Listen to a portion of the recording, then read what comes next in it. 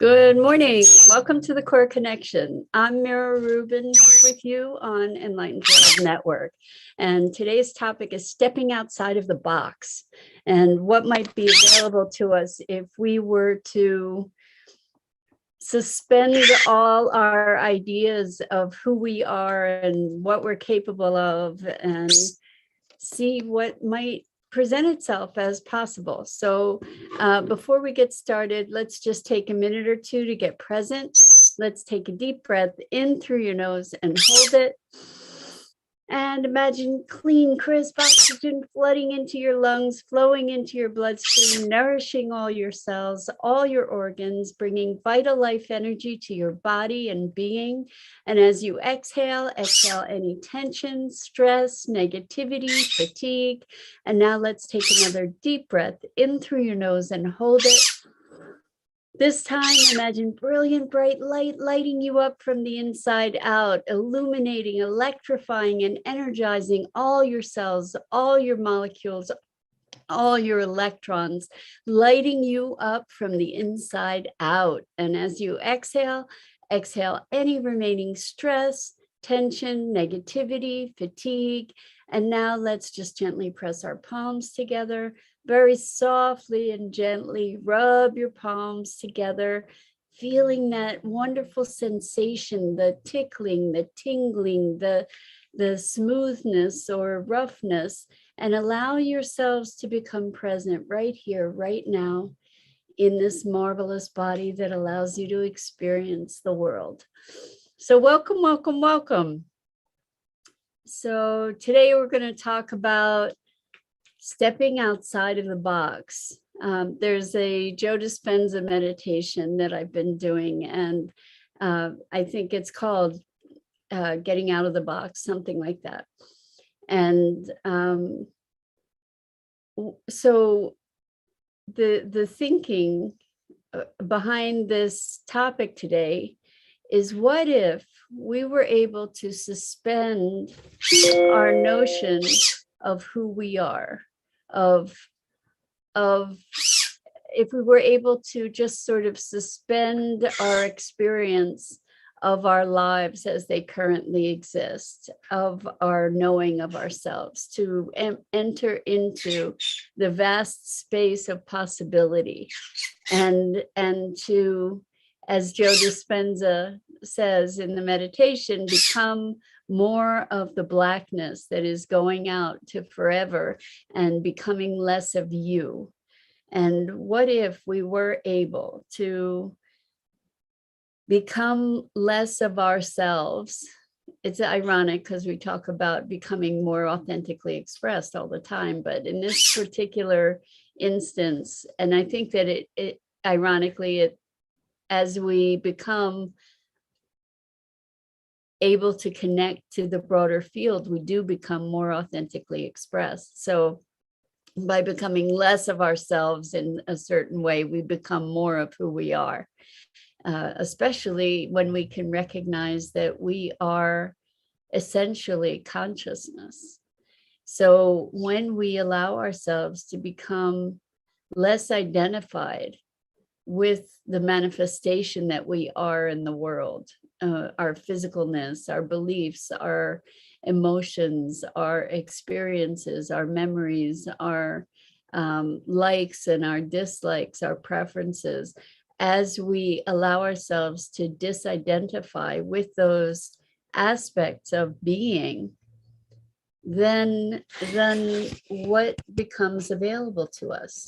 What changes? What changes is that we have access to more. We have access to elements beyond ourselves. And with that access, we then can just expand into a broader expression. We are less bound by the limitations Good morning, Tammy. Thank you for chiming in. Tammy says, good morning, Mira. Sorry, I work when I listen if I'm not your best commenting person, but I'm here and listening. It's so good to have you here and listening. And I really appreciate that you chimed in so that I know that you guys are seeing this. So thank you, Tammy. And how awesome to bring me to work. I love that.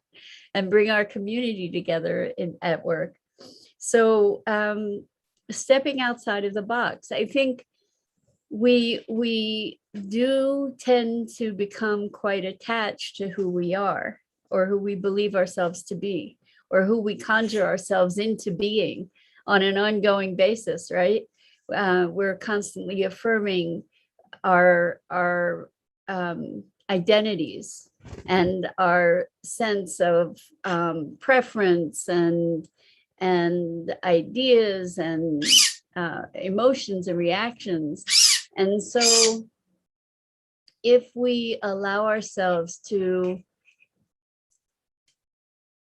become bigger than that, to expand, to include all that and beyond, or if we can let it all go, whichever your preference is, they get us to the same place. What can present itself is entirely new possibility and a connection to a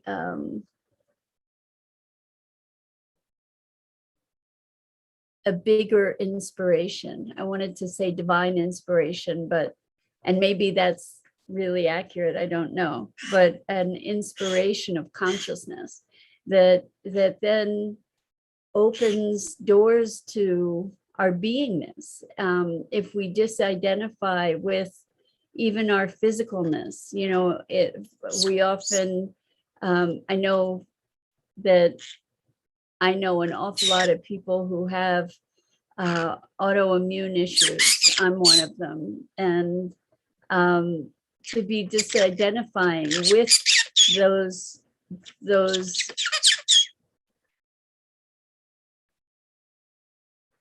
diagnoses or those conditions or even the physical experiences, Maggie, no biting.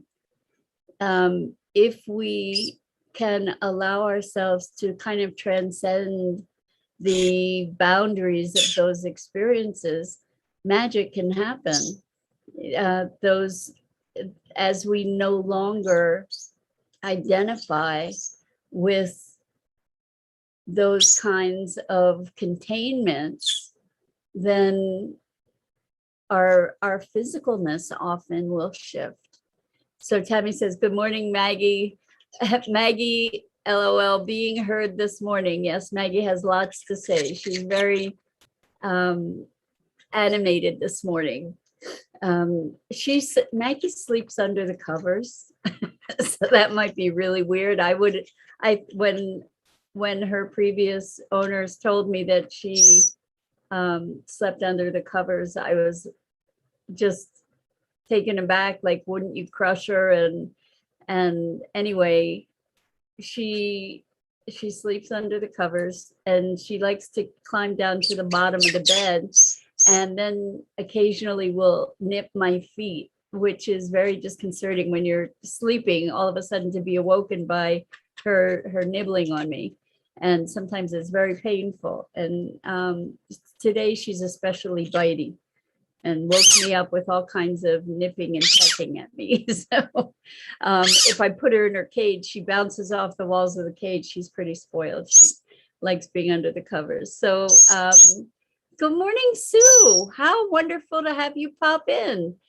Thank you. Sue says, have a peaceful day. It's so good to have you here. That's awesome. Anyway, we're talking about stepping outside of the box. And the box is all of the identifications that we have, whether it's our physicalness. Tammy says, oh my, I have to sleep with socks on, LOL. Yes, because Maggie sleeps under the bed and bites my feet. Well, yesterday I had socks on and she was really liking biting the socks. So I'm not sure if that's the solution. Anyway, so the idea of stepping outside of the box is maybe not so much keeping the box in place and stepping outside of it. Maybe it's dissolving the box or letting the sides of the box just collapse and open. And then there's this vast open space of possibility available to us that we wouldn't otherwise have been able to even recognize, let alone experience. And there's a freedom in that presence. And I know people who have had really, really powerful meditation experiences. And I have had expansive meditation experiences, but I haven't yet had a profound emotional transformational meditation experience yet. However, this morning, what was really interesting as I was in meditation and in this expansive space, the ever expanding blackness of eternity, infinity, the void, maybe, whatever we want to call it, I started having, I was able to feel my heart opening, and really, truly, like almost like a physical sensation of this emotion arising from my heart, this energy of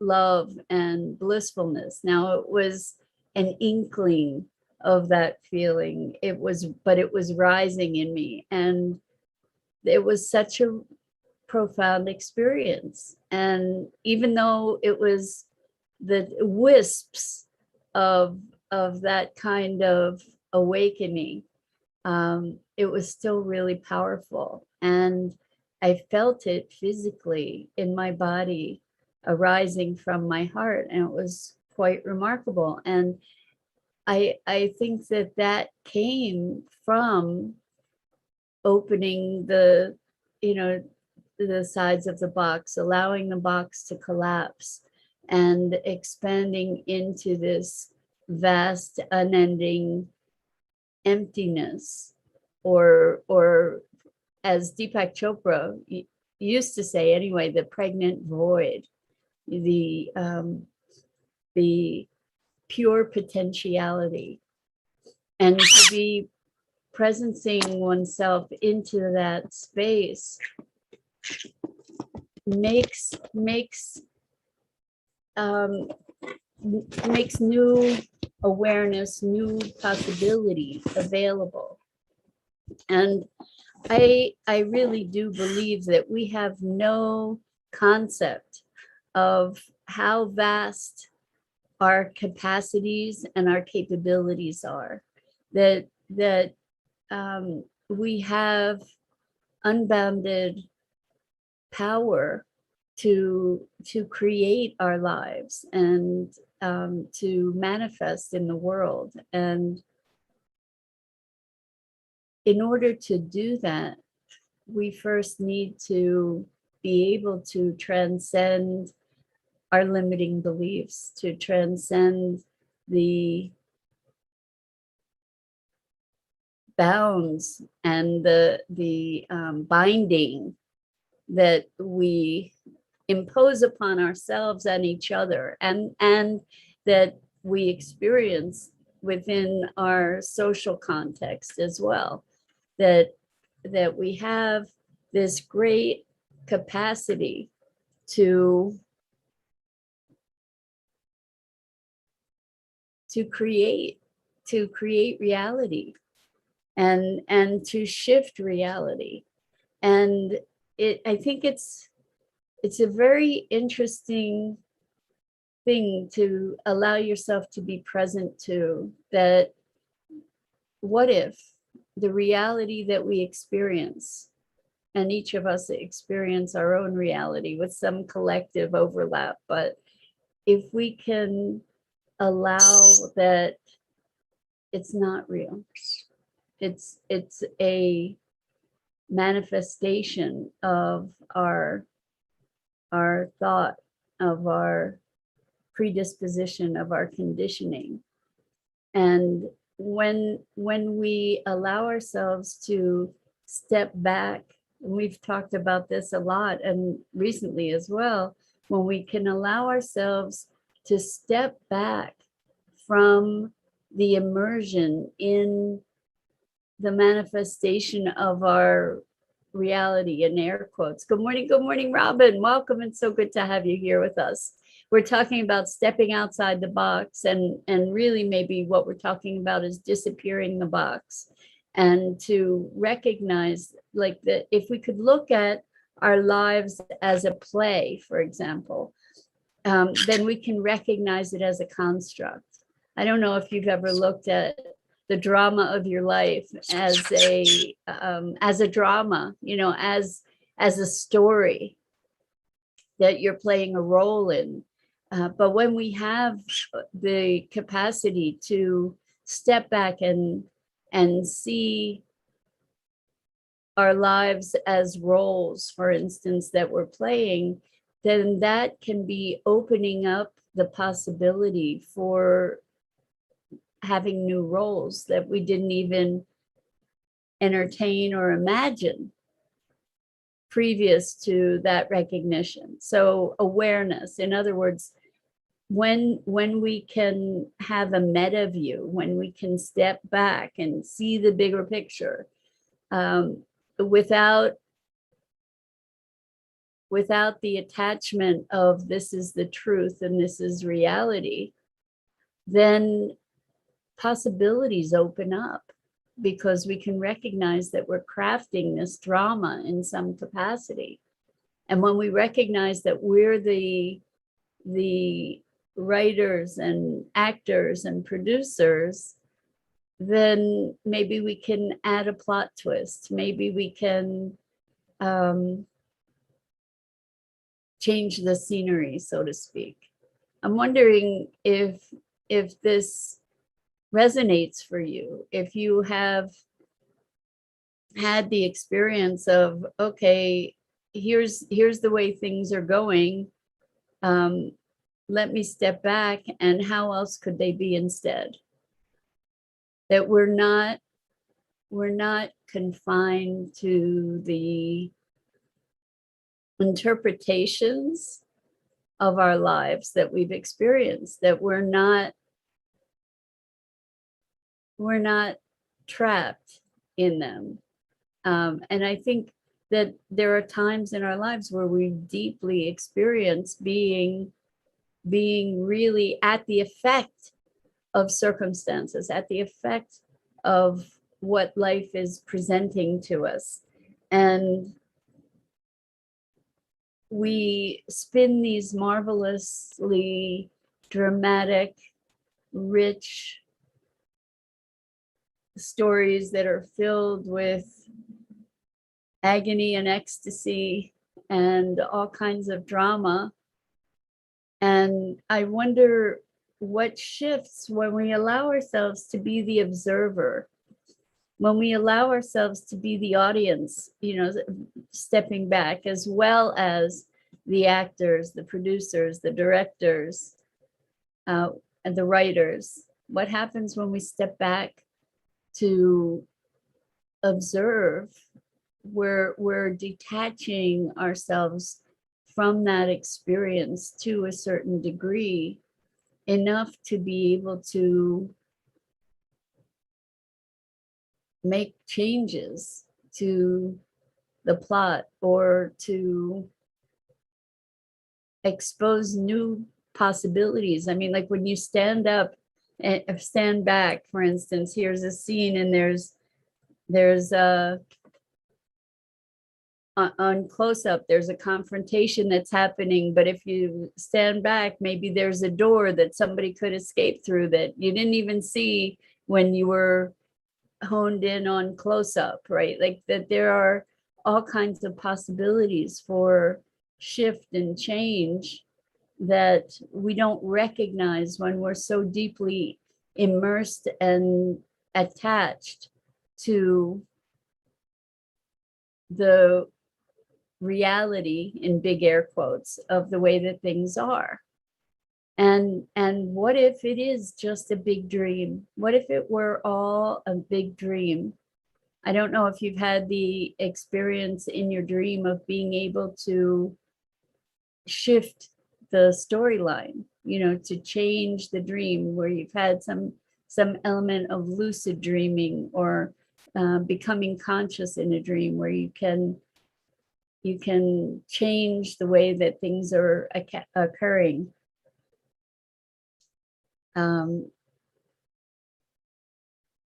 I find it so fascinating. I talk about life as metaphor, and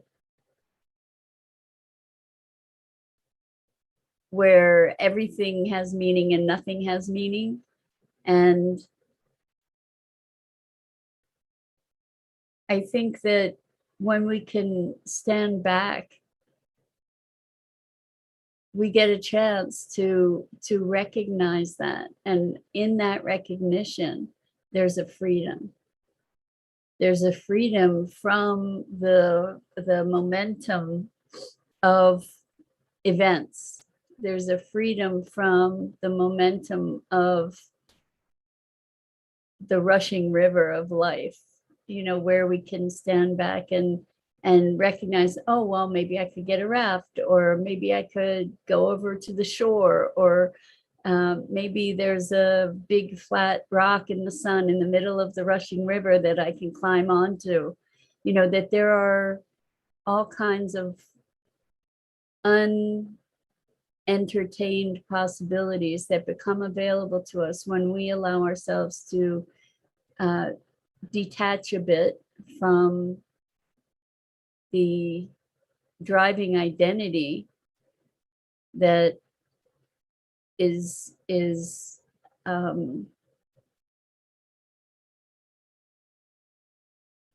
defining our lives.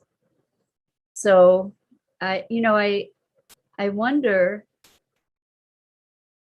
we really do get to rewrite things all the time. We get to choose to shift our emotions, shift our perspective. And when we get out of the box of all of our ideas, if we can suspend all of that and to allow ourselves to be in the vast unknown, or pure potentiality, or the pregnant void, if we can allow ourselves to immerse ourselves in that space that is beyond time and beyond space, there is all kinds of magic available to us. Good afternoon, Pat. So good to have you here today. We're talking about stepping outside the box, and the box of all of our preconceptions about who we are and who we should be and how things should be, and all our ideas and our predispositions and our preferences, and stepping outside of all of those identities to become nothing and everything. This is kind of it is pretty much the foundation of this conversation is based in the work of Joe Dispenza and some of his meditations. And so the meditation that I was doing today and have for several days is getting out of the box, or I might even be stepping outside of the box, I'm not sure. But it is about relinquishing all of our identities and ideas to be able to connect with this vast emptiness that is full of possibility. Good morning, Dennis. So good to have you here. So we're talking about possibility and what's possible if we let go of who we believe we are. What changes? On a very fundamental level, if I can embrace the unknown, if I can embrace the vast realm of possibility, what might shift? And I often talk about holding things with open hand. And what we're talking about here is, what if, we hold who we are with open hand, because we are not any one thing. We are not a static experience. We are an unending flow of experience, ideas, emotions, preferences, identities, experience. And as we can allow for that flow, we become more present. As we release all the predispositions, all of those things are resistance to the flow of life in some way or another. Even our foundation identity, if I say, well, that's who I am, that is, thank you so much, Dennis. That's very sweet. Dennis says, well said, Your Highness. That's adorable. Thank you. So yes, I mean, I have said that the identity that I most identify with, I guess I get to let that go too, is that I am life expressing itself through me. And it's interesting, in saying that just now, it brought up a well of emotion. I think that there's, as we connect more with that, with being in an expression of life itself, there's an immense opening and freedom in that, to just be, and to be in the flow of the unfolding of life, of our experience. And this goes back to the idea of sufficiency that I've spoken of a lot, that just by virtue of being here, we are worthy. We are life expressing itself through us. And we are worthy just by being here, that we are fulfilling our purpose just by being here. And the unfoldment and the adventure of that, and the discovery of that is something that is also constantly unfolding. Pat says, let it go, let it flow. Exactly. And what does it mean to see the identities and the beliefs and the preferences and the I know myself and all of this kind of conversation is in a way a foil or a vehicle to avoid the unfolding of the unknown, right? Because we want to know because it feels like, it feels safer. The unknown is this unknown. It's this unwieldy, unimaginable, unpredictable field of possibility. And so we impose our interpretations and perceptions and meanings and identities and all of that on top of it, so that we can have an illusion of some kind of control. And when life feels out of control, it can be terrifying, and it can be exhilarating, and it can be everything in between. And yet, as we presence ourselves to the unknown and embrace it, we allow for greater possibility, because our resistance has dissolved. And the resistance is resistance to change, or the fear of the unknown, or even, whatever belief I have, I'm imposing that on the possible emergence of other experience, right?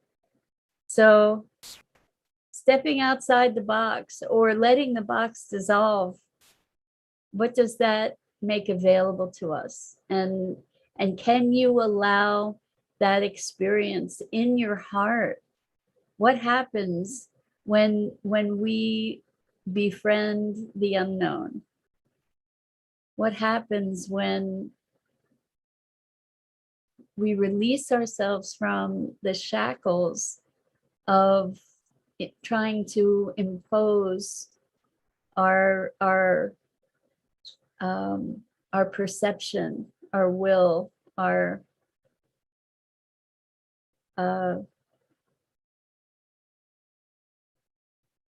identities? When we stop trying to impose all of that, and we're then in a better position to be able to receive.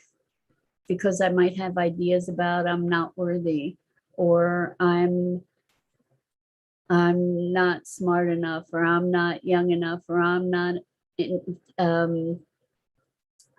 connected enough, or I'm whatever it is. I might have all these ideas that when I let them go, I can be in full connection, or fuller and fuller connection. Yes. So I think that's it for today. We get to dissolve the box and see what's available, because, with those walls coming down, there's a whole big world out there that is beyond any of our imagination or expectation. And there are so many gifts of beingness to receive, if we can allow that in our heart and soul. So Robin says, that's the chance you take. If the situation or person is meant to cross your path, then embrace and ask for it to be for your highest good. So exactly, Robin, what you're saying is that it is a chance, right?